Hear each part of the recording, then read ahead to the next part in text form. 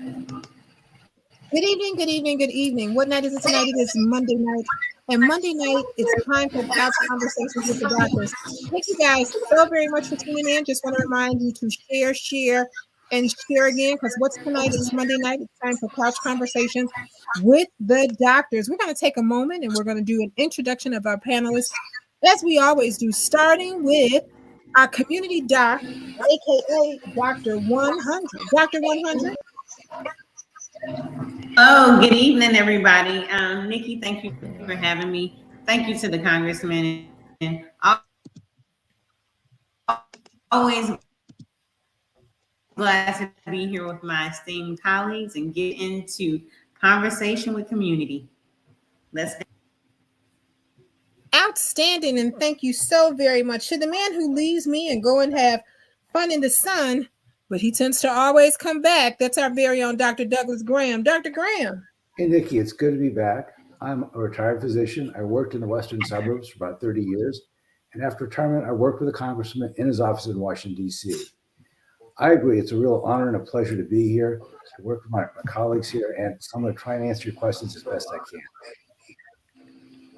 Thank you so very much.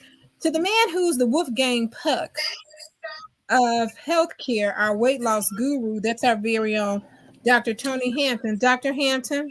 Hey, Nikki, thank you so much. Thank you to the congressman for the opportunity to hear our voices out here as we try to help many people who may not know their way, may not realize that they don't have to live with chronic illnesses and they can heal if only they knew how. So our job is to, share what we know, and everybody's entitled to do their own experiment to figure out what's going on with my body so I can heal. So thank you for another opportunity, Nikki, to be on the Couch Conversations. Outstanding, outstanding. To the man who has the best art there is and never wants accolades, that's our very own Joe Harrington. Joe Harrington. Thank you, Nikki. It's a pleasure to be here. Pleasure to be here with my colleagues. I want to thank you and Congressman Davis for putting together this platform, allowing us to have an opportunity to interact with people in the community and talk about their health. I'm a retired public health and healthcare professional. I worked at 3 different hospitals. I worked for the city and the state health departments, and I retired in 2017 from the Illinois Department of Public Health, where I was a regional health officer for Cook County and an administrative law judge. Outstanding. I want to say hey to Yolanda Williams, who's here. She says, good evening, everyone. To Linda Johnson, who is here, she says, good evening. To Virginia Knight, who's here, she says, good evening, everyone. To Laura Leon, who is here. Laura Leon is saying good evening. To Sandell Scott, who is here, and she says hello. So we got tons and tons of questions. And we did promise that we will go back to some of the things that people were saying on last week and try to answer their questions. So people were asking questions in reference to our conversation on last week. I see Jack Lynch is here, and Jack Lynch is saying, hey, family. Hey, Jack, how are you? And Sister Bonnie is here. And Sister Bonnie is saying, hello, Sister Bonnie. I know we were talking about narcissistic behaviors and personalities and what it could cause other people that they were interacting with. So some of those last questions that we got before we could act, when we actually had to sign off and we were at time, is people began to ask, could this behavior actually cause their victims to have panic attacks and or anxiety attacks? What is the difference between the two, and how do you treat them? So don't you all talk at one time, but let's attack that. Go ahead, Doug. I see you got something. I think there's a big difference between a panic attack and anxiety attacks, because generally panic attacks occur spontaneously without conscious triggers, where anxiety attacks tend to build up over time with certain triggering circumstances. And so to answer the question, it's very possible that a narcissistic personality can create both by creating an unstable, dangerous, threatening, or violent environment, or the threat of violence in that environment. So anytime that you increase the amount of insecurity and fear, aggression, or anger, you will create the circumstances where people will be frightened and anxious, whether it's historical anxiety or new anxiety, old fears or new fears. And I think whenever these questions come up, and we know that there's been a lot of anxiety in society since the pandemic, and we have anxiety now, we have wars going on, and a lot of anxiety. So, whenever you hear the term anxiety, just recognize it's that feeling of being worried, feeling nervous, not being easy with how you're doing. So, and it's really normal to feel anxious sometimes, but it's not normal to feel anxious all the time. And when you think about certain communities, particularly communities with limited resources, they live in a state of constant stress, constant anxiety. Rather, it's just trying to figure out how they're going to pay their bills, or just, I got to take care of my baby, but my baby's sick and I got to go to work. And if I don't go to work, I'm going to be in trouble. So that chronic anxiety is a problematic situation. So if we're not talking, maybe we can mute. It may help with the background. So I see a lot of patients as a family doctor for generalized anxiety disorder. I see a lot of patients with issues related to post-traumatic stress. Thankfully, within our health system, we have a way to deal with that with people who specialize in it. And then you have those other extremes of personality disorders, which can be very difficult. A lot of times you think it's just a person, that's just who they are. No, they may actually have a medical condition that needs to be addressed. So, and imagine, I remember when I was not when I was, it wasn't long ago, actually, about 5 years ago, I had a patient who came in with a history of panic attacks. I listened to their story. We came up with a treatment plan, and I got into my car, and I think I was like on 95th and, Cicero or something. And I felt like I was having a panic attack just thinking about the patient. And I literally had to pull over. My heart was racing. I felt nervous. I was sweaty, and I was like, "What's going on?" So I literally felt like I created my own panic attack in that moment. But I really believe that was a purpose behind that, because sometimes you need to understand what your patient is going through. So having said that, most of my patients who have anxiety, we treat them with medicine if they need that. We treat them with cognitive behavioral therapy, so we refer them to people for that. We treat them how to be mindful and maybe learn to meditate. But I think what I would say, since I'm kind of a holistic doctor, I think it's really important to understand that there are many ways to think about this, from what's the cause of why do I feel anxious, and a lot of times it's something as obvious as I never exercise. I'm eating horribly. So my body is not really prepared to deal with moments of stress. So one of the things I wanted to say to the audience as we talk about anxiety, we've said before in the past that a lot of your hormones that deal with your mood are made in your gut. So we think about serotonin, we think about that for depression, but you can also think about it for anxiety. So always remember that if you have a healthy gut, you're more likely to manage your stress better. Additionally, if you eat a diet that's not putting you on a roller coaster where your sugars are up and down, because all of that instability will then increase your risk that you're not going to be able to handle stress well. So, what I tell patients, and I love to hear from my colleagues how they kind of manage the anxiety. But for me, we start with their gut, we start with their diet. We certainly refer them and do other things, but you'd be shocked and amazed how effective that is. Now, the last thing I'll say, we have a new book out, not we as in myself, but Dr. Georgia Ede just put a book out, and I'll put it in the chat. And it's all about, how you can fix your brain if you fix your diet. And I think that's really important, because she's a psychiatrist from Harvard, and she learned that in order for me to help people, I can't just do it with pills. And in her practice, if there's three buckets. Some people do so well with their diet that they don't have to take medicine. Then you have a second bucket where people they can take less medicine, and then you have a third medicine where people stay on the same amount of medicine, but all of them get better. And so there's a study, and this is more dietary, but it was called Keto for Refractory Mental Illness. And in that study, 100% of the people in the study got better.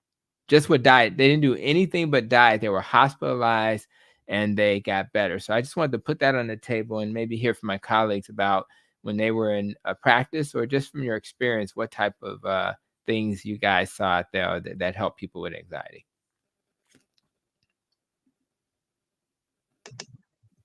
I'm going to take a step back and just, one of the things I always try to do is to dissect the words, and we're talking about panic versus anxiety. And Dr. Tony mentioned that all of us can be anxious and all of us can be panicked by any number of things. I think the big difference, not between the two, is if this is something that's happening on an ongoing basis, or it can become chronic, where you're always either in a state of panic or you're in a state of anxiety. Now that's not a healthy situation to be in. So if you're out there and you're someone that's always either in a state of panic or in a state of anxiety, you probably need to talk to someone. Ideally, it's a professional, but maybe if you have a doctor or you have someone that's a professional in healthcare, maybe you could talk to them about it and you could seek help to get some control over that, because both of them can exacerbate other conditions that you already have. And so you have to be careful about that. One of the things that occurred to me, again, it's that, and I did a lot of work early in my career around hypertension, high blood pressure, and it's an asymptomatic disorder. But if left untreated, it'll cause heart attack, stroke, and kidney failure. Anxiety can exacerbate that, and it can raise your blood pressure. It has a lot of physiological effects when you have anxiety or you're panicked. So it is something that you need to monitor. And I think what we're talking about when we're talking about attacks, or whether it's an attack of anxiety, an attack of panic, is if it's happening regularly, I mean, pretty regularly, then you probably need to seek help.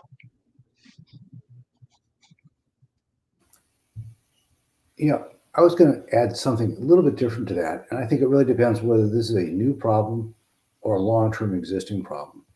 And with the new problem, sometimes providing people with information and structure can help them deal with this and become less concerned. If this is a long-standing problem, I think the most important thing for me is to identify it and to try not to manage it in a casual manner. If someone's really frightened about something, I can't respond to them electronically, give them a MyChart message or an email. I really want to have them come in and talk to them face to face, person to person, so that they understand that I'm concerned about them and that there isn't a misunderstanding that leads to more anxiety. So that might be something else that I would do under these sets of circumstances.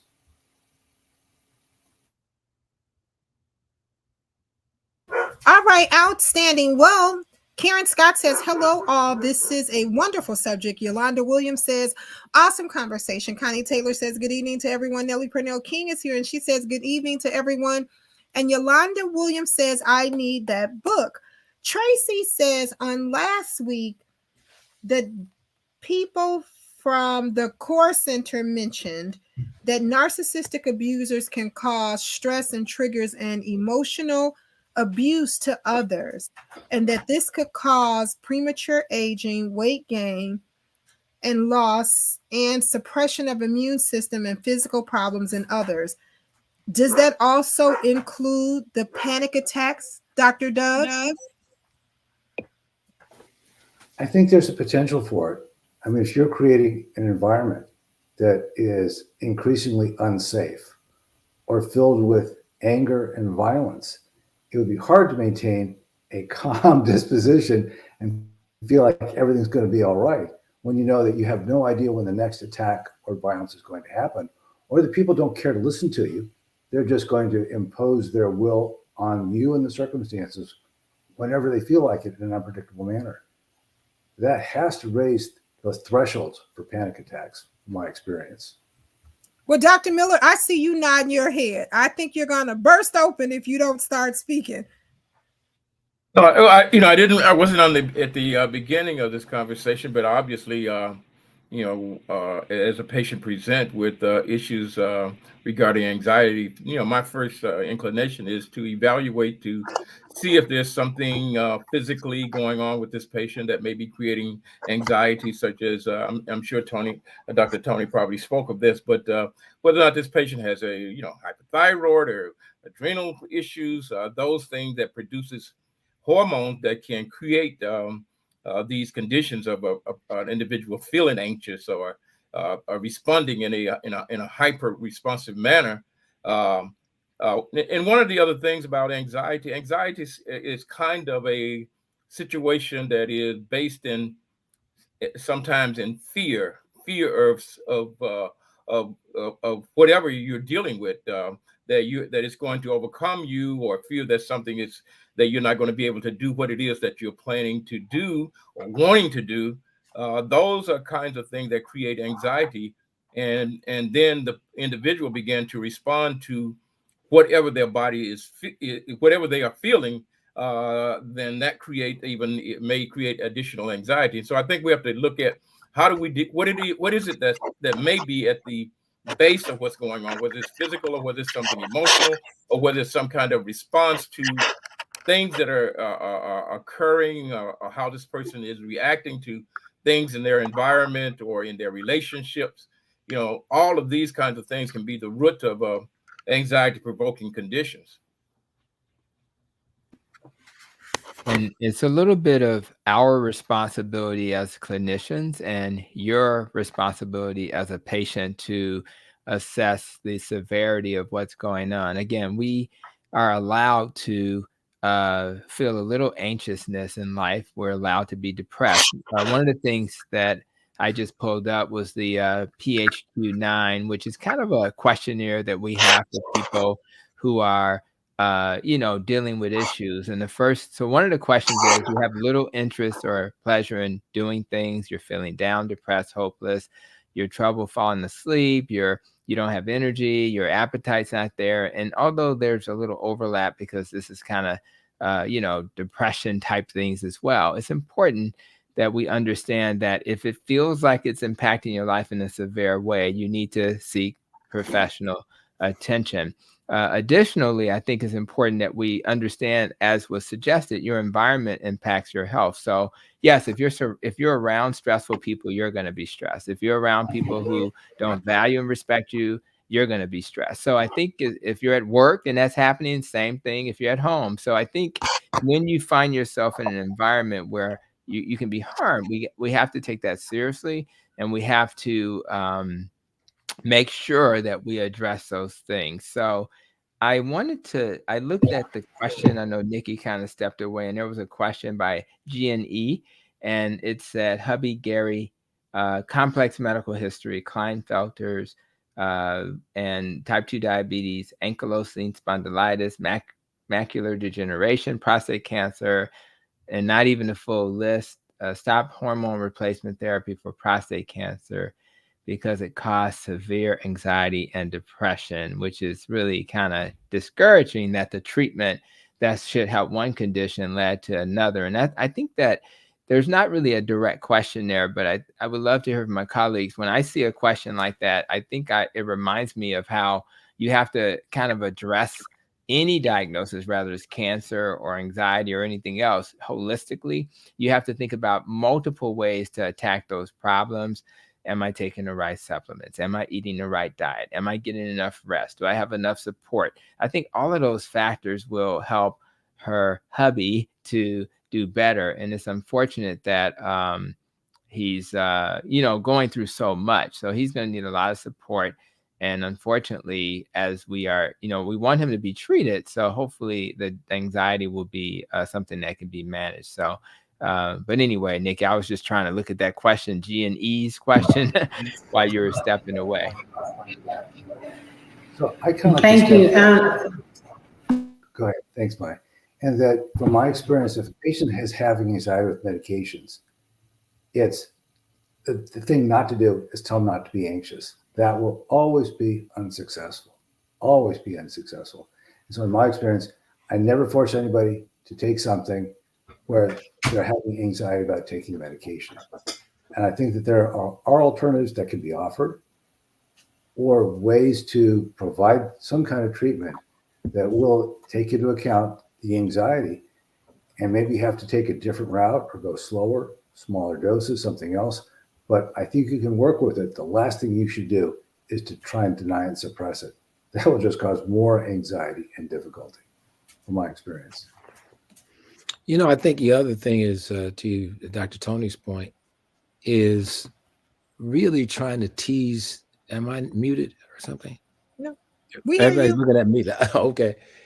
Is really trying to tease these things out. I obviously, when I heard the word prostate cancer in what he said, and depending on what they're taking, I mean, there's the prostate cancer treatment can be very difficult on people, particularly if they're on hormone therapy.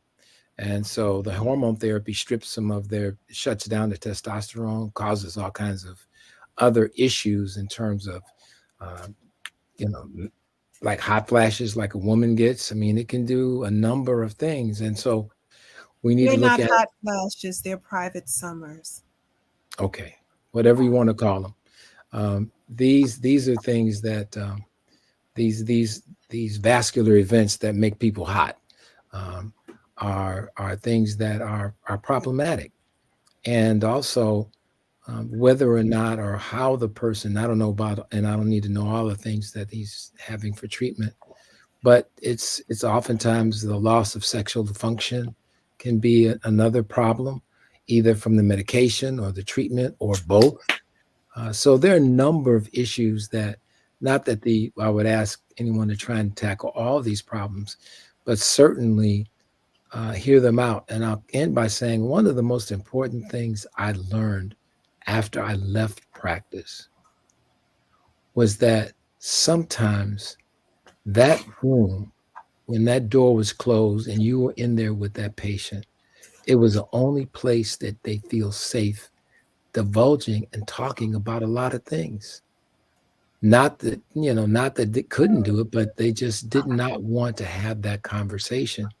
And one of the things I learned after I left is that I was one of the few safe spaces that these men had to talk. And a lot of times, as I'm sure my colleagues will know, is that a lot of times especially with the way things are in medicine today, where you really got to move people through in a certain period of time.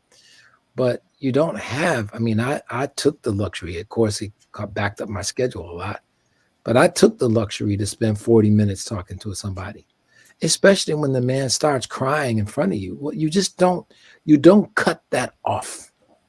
You have to have empathy. You have to have a way to listen to them, because it may be the only person that they talk to.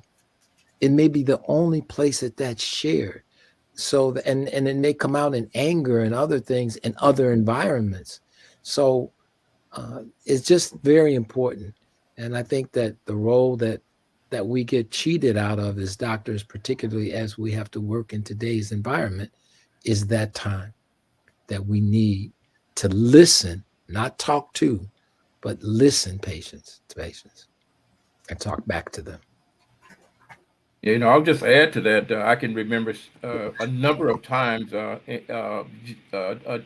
patient would present, and as you're saying, Dr. Mason, is that they felt that they needed somebody that they can talk to.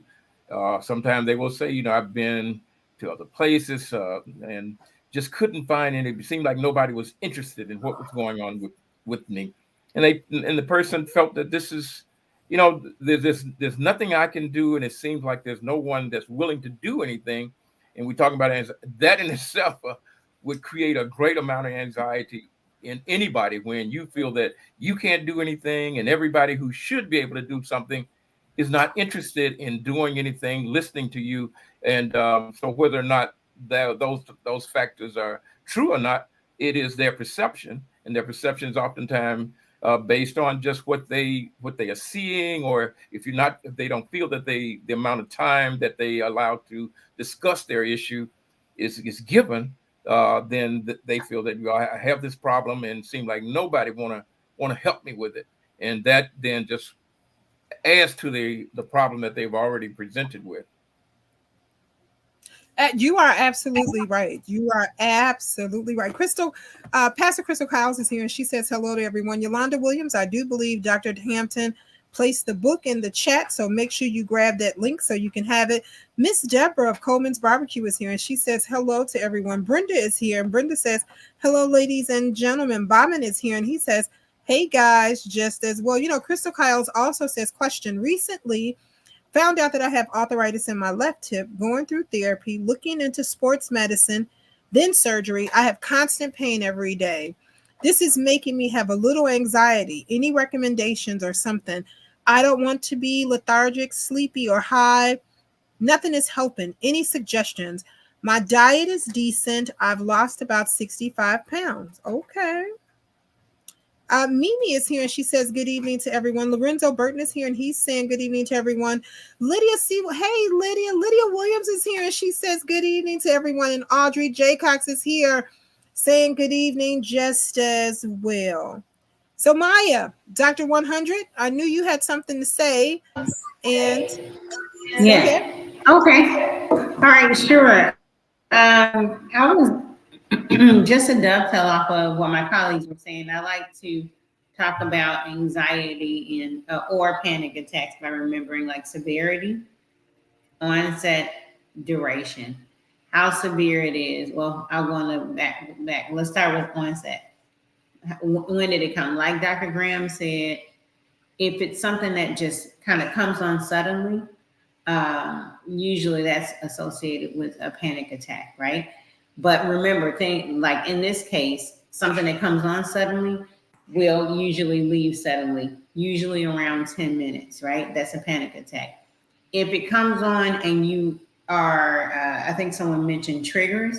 If you're in a certain environment, you hear a certain thing, you smell a certain smell, you know, it's like the migraine of this situation, right? People that have migraines, they say, I knew I was going to have a migraine because I smelled tires or whatever, right? Sometimes with anxiety, chronic anxiety, you know, you're going to, you know, certain environments or smells or things or taste or certain things you see, experiences will lead to this process, right? And so we already talked about duration. A panic attack usually will go and come, you know, usually the height of it is about 10 minutes, sometimes 5 minutes. When anxiety, it's a cycle, right? It's a cycle of release of something called epinephrine.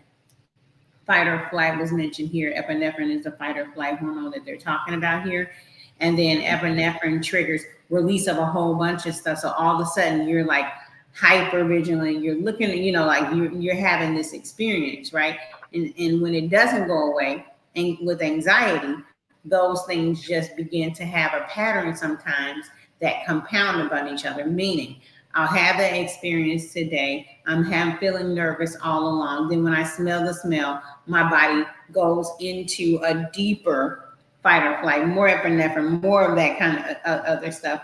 And then, you know, as I believe Dr. Graham and Dr. Mason mentioned, if in this experience I don't develop coping skills like deep breathing, and it's not a judgment on you, it's, you know, sometimes the hormones and in life experiences don't allow that space, right? So if it gets to the point, this cycle of anxiety where it can't stop with like deep breathing, reminding myself that it's okay, focusing on what I tell my patients, 3-3-3, meaning you identify 3 objects in the room. There's a chair, there's a wall, there's a television. I'm grounding myself, right?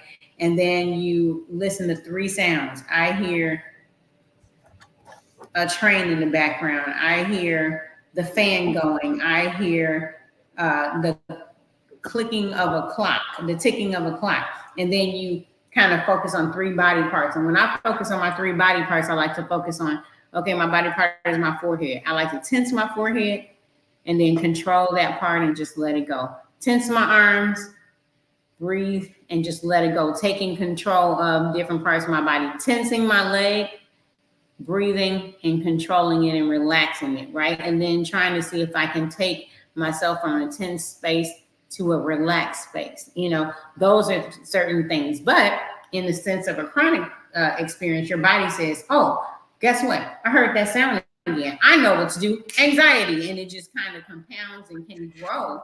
And that's when, like Dr. Mason said, if those things aren't working, that's when you go get help. You say, hey, you know, I need some help, right? I like the preventive method, right? Where y'all, I have a therapist. I go to my therapist for maintenance when I'm feeling good, for plans, for when things get stressful and if there's an anxiety experience and stuff like that, right? And then the last part, we talked about onset, we talked about duration, severity, right? Panic attacks go and come, but you do get, because those are the ones unscheduled. Here I go, 10 minutes, 5 minutes later, I'm gone.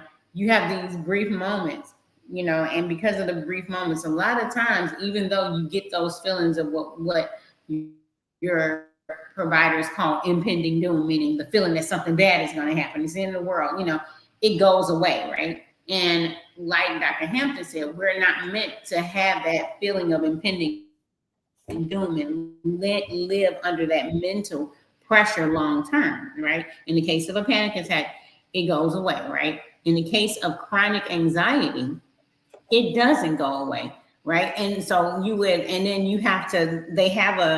in this case, they have a scale. It's called a generalized anxiety disorder. It's a scale of 7 questions that a lot of people use. Why? Because think about chronic things. Think about the chronic anxiety and stress we're experiencing because of COVID. We on here cracking jokes. We've normalized it, right? So a lot of times, if you don't screen for it, if your provider isn't screening for it, we will miss it. And you don't check in with yourself, you'll miss it. And people will be living with anxiety long term and then moving into self-medication, right? Besides the breathing and besides the muscle, the yoga, the acupuncture, some herbal remedies, some nutrition stuff. And one of the things I've seen help my patients is exercise, right? You have that stress hormone, you run it out. I'm a physician, I'm a Black woman in a white male dominated, field. And that's not always good. Sometimes it's good, sometimes it's not. Dealing with, and so there is some stress and some anxiety that I experience, right? So what I like to do is I like to get on the treadmill in the morning. Treadmill works for me, whatever works for you. Run it out before I can even do anything else, right? So I've already done that maintenance, and then what we see now, unfortunately, is a lot of people self-medicating with, things that are prescription drugs that are not prescribed to them and things like that. So if you are one of those people, we see a lot of it. So it's not, I think it's time for us to move to a space where we can say, hey, I'm not one of them, but I'm one of those people. Where do I go? You go to your provider, you disclose it, right? Because also about those medicines, we're not meant to be on those medicines long-term, medicines for anxiety, right?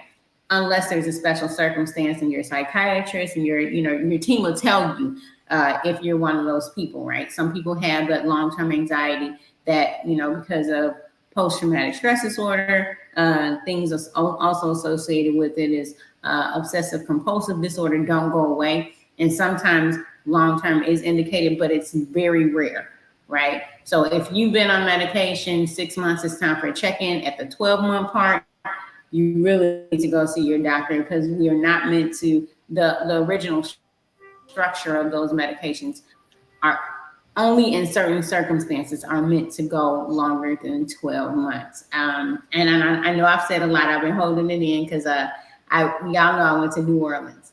One of the things that I saw choking up. One of the things that I saw this summer were people that were on anxiety medicines in New Orleans. And I said, hey, when did you start the medicine? They started it right after Katrina. They've been on the medicine ever since, right? Then you do the general anxiety scale. And those of you that know me is, I love to work for in African-American communities and bring equity to underserved. And that's just my background. It's one of the things I'm good at. So I like to do that. And so I'm in this area and seeing it. And I'm talking people 93, 86, people that are 22, but been on it ever since, and there was no tie to it. And I'm only bringing this to light because a lot of times, just like those people, we normalize this and just try to find a way to make it through, and we never tie it back. So when they told me when they started, I said, so you started it after Katrina? Yeah, I had to move away, and then when I came back, my house was blah blah blah, and all this other stuff. My doctor just started me on it, and it helps me, right? And then we say, well, have you ever tried what is the first line of adjunct? Meaning, yes, if you need the medicines, yes, and the literature shows that if you need the medicines with having someone to talk to, somewhere you can get that energy out, someone who's spending an hour or some time just concerned with helping you, like Dr. Mason was talking about, and then Dr. Mason can refer to a specialist that has a lot of skill in kind of bringing back yourself, medicines with that is the number one. So if you want gold standard treatment, the first line is you're gonna get into therapy. If you need medication, it's medication and therapy. But it's medication, but part of medication too, remember, is running, exercising, watching what you're putting in your body, but also watching what you're putting in your mind, right? Because a lot of times, I try to be quiet.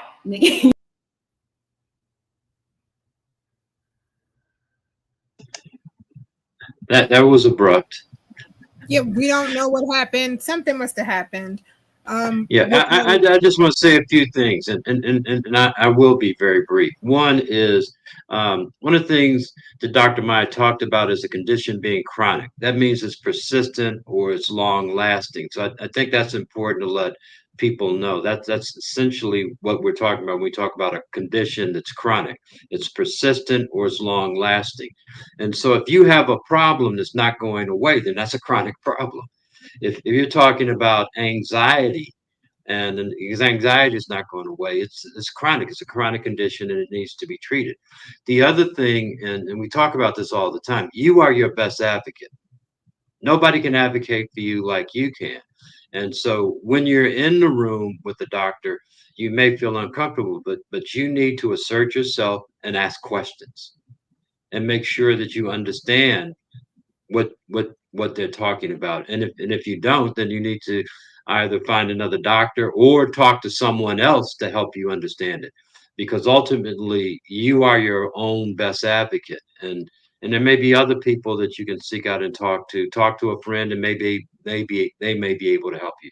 But don't just suffer in silence. I guess that's what I'm saying. If you have a problem, at least talk to somebody to help you work through it and identify a source or a resource where you can get it taken care of. Joe, what you just talked about, and I've been talking to some people, and not that I'm suggesting that we do this again, but one of the things that I found out when I was doing erectile dysfunction work, and the prostate work, but particularly the erectile dysfunction work, was the number of people who, no one wanted anyone else to know that was a problem they were having, even though all of them were having it. And one of the things that we did was not only one of the things they had before, but even after therapy, which may have been injections or implantation of devices, which we'll talk about another time. But one of the things is that we didn't involve the partners. And what we did, we decided to create a support group where we invited the partners of the men who were having these issues, because there was a lot of things that had to be, and I'm just saying this because sometimes there are things that we could help structure where we're not doing it ourselves, but we can help get some instruction on how to manage some of these groups. I don't know with the electronics today whether you can do all this online and that sort of stuff, but I know as a physician myself, when I was in practice, you don't have the time. You don't have the time that you need. And so we got to figure out how we can extend that by using other means and methods. And I found and I'll say this very quickly, Sometimes we give somebody a therapy and we think we fixed them. Well, I would do penile implant on a guy who was unable to have sex, and once he gets through all of that, and he can have as much sex as he wanted to. One of the things that when we learned and talked with him and the wife, and we used to talk to them separately before we talked to them together, was that the wife was totally unhappy because she said, now it's just too mechanical. There's no intimacy. The way I know the man wants to, and this is in the book, one of the ways I know the man wants to have sex is he turns the light on at the top of the stairs. So I'm just saying that there are unseen things that we don't think about, both on the good side and bad side. And won't take up any more time, but I thought that unfortunately we don't have the time to do this as much as we need to. Sorry, you all, I got disconnected, but the last thing I really wanted to say is part of treating anxiety and sometimes panic attacks is we talk about nutrition, the things we take in our body, but also the things you take in your mind, right? All kinds of negativity. You can see it on TV, y'all watching, and you can, if it impacts you like this, but I know people that once you get your feel of Megan Thee Stallion and Nicki Minaj beef, it has a negative impact on you. Once you turn on that news and you see, a lot of times the hate, yeah, you have to know what's going on, but do you need to know every detail? You have to listen to your own body. If you're getting that response, because remember, anxiety is chronic. It's almost like if you've had a baby before, the first time your body is like, how are we gonna have this baby? The second time it's like, I know what to do. Let's get into formation. You don't want the anxiety pattern to be like, I know what to do. Okay, my heart is beating fast. Let's get into formation. Let me just go on into the anxiety. So watch your triggers. I think that's important. Watching what you're putting into your mind, watching what you're putting into your body, watching what you're putting into your spirit, and who you're allowing yourself, the environment you put, if some people can't control it, but controlling the environment you're in. I think they mentioned work otherwise too. Okay. One of the things that Dr. Meyer reminds me of that we really haven't mentioned, but oftentimes the anxiety is created by maybe a medication that we gave for another reason. One of the adverse effects of that medication may be, that it creates anxiety within the patient. So we have to look at that. The patient may need certainly management of their problems, but they also may need to have some changes because the adverse effect, the anxiety that it caused, maybe not the right medication for them. So that was one thing. The other thing is that I want to us to sort of make certain we remind people that a little bit of anxiousness is probably normal, that we all at different points in time become anxious about different things, and that is something that will go away. It's something that doesn't it doesn't linger, but we all have anxiety at one time or another about something, and so we don't want people to get anxious because they're anxious and begin to assume that I'm anxious or there's something wrong with me and I need it. So we all have some anxiety, but it's usually related to something that is going on in our lives or the situation that we're in, and that is perfectly normal things that happen to people. But I think what we're trying to address here is those kinds of things that happen and they continue to occur or they become prolonged, and we don't have a real necessarily triggering factor, but they create problems and affect the person's ability to function normally and to enjoy life and to do the things that they need to do on a regular basis. Real quick, Nikki, I just wanted to respond to Crystal Bennett Cow's question that you posed earlier. Recently found that I have arthritis, and any suggestions, and your diet's going to be critical. I would probably move you towards keto, low carb, carnivore. Dr. Mason probably move you towards plant-based. Either dietary pattern is going to reduce inflammation. So you want to fix your diet. The second thing you want to do is you want to have a supplement, like something like a turmeric. I use a brand for my patients called Mariva.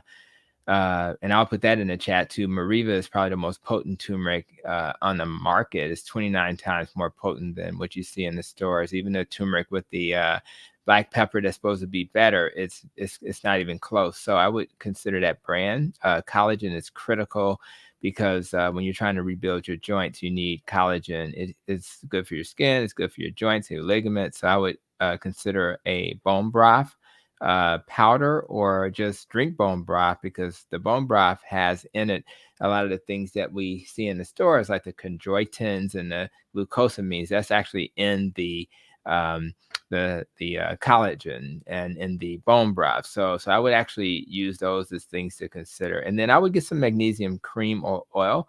Magnesium is exactly what you see in Epsom salt. So the muscles that surround those joints will relax, and you can't always dip yourself in Epsom salt. So I think a good magnesium cream or oil, by the way, it helps you sleep better. By the way, it helps reduce anxiety. So it's actually kind of a win-win, because you'll be doing multiple things at the same time. So I just wanted to just point that out so we wouldn't miss that question. And Nikki, I'll let you kind of take it from there.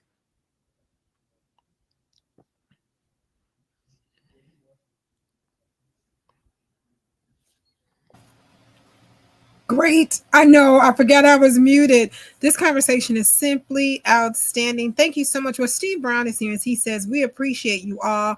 Thank you for all of your resources and your time. It does not go unnoticed. Outstanding. Well, Trish Ann is here, and she says, thank you just as well. Linda Potts is here, and she says, hey.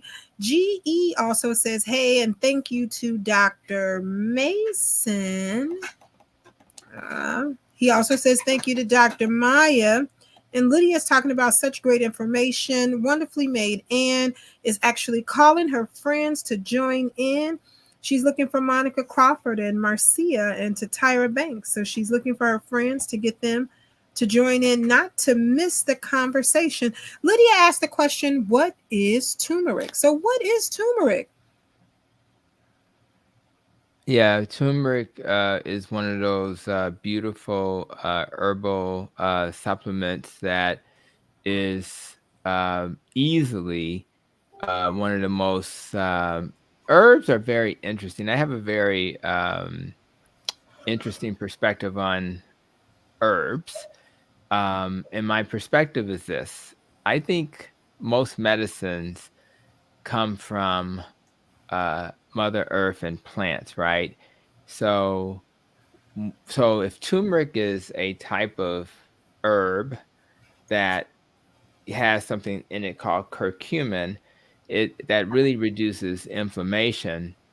That's something that we can use almost like we use medicine, right? So the question becomes, if I'm using these supplements, is that the answer? No, the answer is, why do you have inflammation? So, because if you only focus on the supplement or the medicine, you'll never get to the root cause. So now, if I have inflammation because my diet is inflammatory, then I need to fix my diet. If I have inflammation because I'm anxious, we're talking about anxiety, then I need to work on my anxiety. Is it because I don't get enough sleep? That's stressful. I need to work on my sleep. So I think whenever you have a reason for not being your best, you have an inflamed body, which then can lead to arthritis and heart disease and stroke and dementia. You start with why, and sometimes it's your relationship, and that's why Dr. Maya said she has somebody she talks to. Well, guess what? Dr. Hampton does too. I need to talk to somebody in my relationship, for me as a healthcare leader, et cetera, to help me along my way. So please be comfortable getting help. Be comfortable getting help from supplements. But that, to me, medicines and supplements are primarily bridge therapy. Sometimes you got to take it chronically, but many times if you get your balance together, you're exercising, you're eating right, you're less stressed, more sleep, relationships are healthy, your emotions are in check. A lot of times you can kind of move away from some of those things and only have used them temporarily to get you out of the storm. So that's kind of how I view that. And but I am very comfortable recommending supplements because I was trained to do that, and I just want people to have something they can use to put out the fire faster. And I think turmeric should be at the top of the list. Well, this has been a very robust conversation and it has been simply outstanding.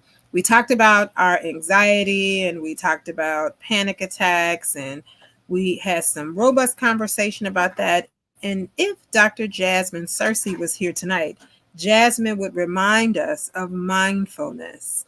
And she would actually tell us that you have to be calm and acknowledge accepting one's feelings and thoughts and to be mindful. So we just want to remind everybody about mindfulness and being mindful, doing those things to stop those triggers and to make things better within yourself. And talking to someone, it's trendy. Make sure you do the trendy things like updating your vaccines and doing trendy things that are good for you. I know you guys hate to hear me when I say this, but we are approaching our time. So we're going to go around and we're going to talk about our until next Mondays. So, Doug, until next Monday, what would you like to share? So the thing that really strikes me about this conversation is how much medicine has changed in the last 40 years, and that we really have a different approach and different treatment to both anxiety and panic attacks. And so this is why I think it really is helpful to have a good relationship with a physician, primary care physician, or specialist to be able to address those issues with them if you find that anxiety or panic attacks are interfering with your activities of daily living. If it interferes with work, with pleasure, relationships, it's a pretty good clue that it's time to do something about it and that something can be done in a way that's positive. Outstanding, simply outstanding. Well, Dr. 100, that's Dr. Maya Green, she had to go, but she left her until next Monday. And she says, I have to run. But my until next Monday is if you are experiencing anxiety or panic attacks, remember 11% of the US have panic attacks and 19% experience anxieties. You are not alone. There are experts that can help you. Reach out to a provider that you trust. I want to say thank you so much, Maya, for leaving that with us. Thank you so very much. We do have one question I need to grab really quickly because this question came up last week and I overlooked it. I forgot. Can someone answer for me really quickly? I know we mentioned last week about cortisol levels. Can you just give a little explanation about what is cortisol and what's a normal cortisol level? I'll just chime in real quick. Believe it or not, when Dr. Maya was talking about the hormones of stress, it included norepinephrine, epinephrine, and she may have not mentioned cortisol. So the norepinephrine and epinephrine are very important to increase your blood pressure and your heart rate, which you need when you're under stress and you're running from danger. However, cortisol is the hormone that tends to tell your liver to make more glucose so that you'll have a source of fuel so you can actually run. So cortisol is one of those important stress hormones that you need to survive because life is, even getting on a live stream for some people is stressful. So we always need a little cortisol to help us along our way.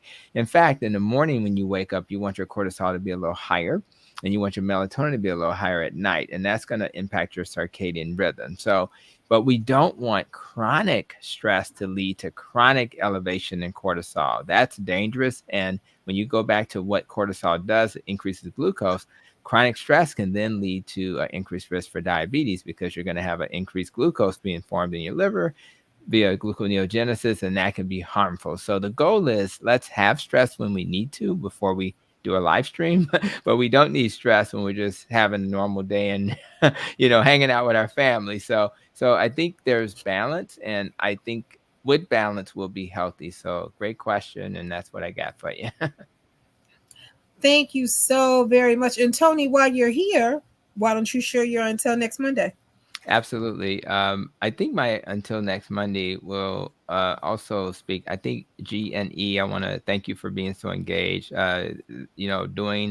Looking towards moving towards even more carb restriction as you leave keto and go beyond that. So I do want to encourage you because the more you eliminate things from your diet, the more likely you're going to find a sweet spot. That's what I had to do. And the irony of G and E is that they're moving more towards an animal-based diet, which means they're going to not necessarily want to do turmeric, which is very ironic. And I'm going to tell you why that's okay. Turmeric is one of those herbs that has a lot of things called oxalates, and oxalates can actually, in some people, make them have aches and pains and things like that. So this is really about doing an experiment. And I tell patients, let's consider a dietary pattern, let's consider a supplement list, and let's listen to our body. Whenever you're doing supplements, do one at a time, because some of them you may not like, your body may not like. So I just wanted to kind of frame my until next Monday through the lens of that question. And what I'm going to say to the group is, do an experiment where you find out, okay, what is it in my life that's causing stress? You may not get it right the first time. Then you start to eliminate that, and let's see how you feel. That may not be the only thing. So now you look at the other things in your life. And as you do that, you'll find at the end of 2024, you'll probably be less stressed than you've ever been. Last point, if you think you're going to have a life without stress, then that's not going to happen. So your only goal is to figure out how to manage stress better, so that when you're faced with stress, it won't hit you as hard. It'll be a cloud that'll come and go. It's going to happen. Just be better. You have to get better if you want to be better. Outstanding. Outstanding. Joe Harrington, you're until next Monday. Well, I've been giving this a little bit of thought, and one of the things that I want to say is that we live in a very fast-paced, high-tech, constantly evolving world, and there are a lot of things that can make people anxious. And the news of the day, I mean, news of any day, can make you anxious. And so, I think we're all human beings, and I think that's an important thing to remember, because sometimes we forget that. But my until next Monday is, we all need to be more humane. And that means we need to be more patient, more kind, and more compassionate. All right, Joe. I love it. Dr. Mason, you're until next Monday. I'm going to take a slightly different turn, and that is, there is a role in many cultures. They actually make meditation a part of what they do, and is a part of their culture. And it's a time for you to be still and quiet with yourself.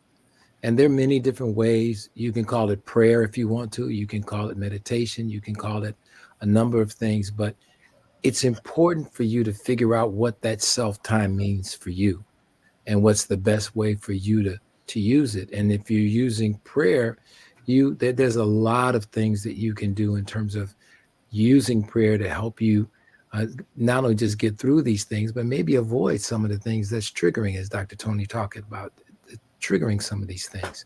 So I would say that meditation, prayer, all of these things also be part of your armamentarium. I think that was a great left turn, Bishop. I appreciated it. You are so true. That is really, really so true. Well, the congressman's flight was late, and he hasn't landed as of yet. And he texted because he really wanted to be here. So he has an until next Monday. And his until next Monday was to be healthy and kind to all. Dr. Miller, you're until next Monday, and wrap it up and take us home. Well, I think that we all, as we're living in a world that's filled with new occurrences and anxiety-provoking conditions and events all around us each day, it's almost like, you're in the midst of a storm. But even in the midst of a storm, and as scripture says that in each life there's going to be trials and tribulation. But we have to find whatever it is that we believe in. I believe in a God, and I believe that in that I can find some help in terms of helping me to deal with whatever I'm facing, and to deal with it with strength. And so we have to find, I'm not saying to anybody that you have to take my whatever my belief is, but I'm saying you need to believe in something outside of yourself that is conjoined with yourself to help you to be able to manage and to deal with the stress and the situations of life that give you strength when you're in these storms, because you can't, as Dr. Tony said, if you think that you can live without stress, forget it. And that scripture says there will be trials and tribulations. So those are just the facts that we got to prepare ourselves to deal with. And so we have to make certain that we, whether it's pray or however you reach your deity, to communicate and to understand that that is an opportunity and there is help in that. As I said, I look to the hills for my help. All right. Well, we always have the two bishops, and that's Bishop Terry Mason, Bishop Dr. Terry Mason, MD, and Bishop James Miller, MD. They're going to heal you and take you to church. So I truly appreciate you guys. Thank you all so much. I see your comments trending in here on the live and also via the comment section and in the inboxes. And I see that you're asking us if we can have a conversation about multiple sclerosis and or kidneys. And you're also asking questions about lupus and Crohn's disease. We'll share that with our doctors. Our doctors will make some great decisions and we'll surprise you on next week. So be ready. Thank you guys. Remember to stay healthy. Flu, RSV, and COVID are still real. Flu, RSV, and COVID are still real. And we cannot forget pneumonia, guys. Stay healthy. This weather is only a trick. It's just a trick. Put your shoes back on. I saw too many people in flip-flops today. Put your socks and shoes back on before you're sick. Get your updated vaccines, and we'll talk to you later. Thank you, and have a good evening. Until next Monday.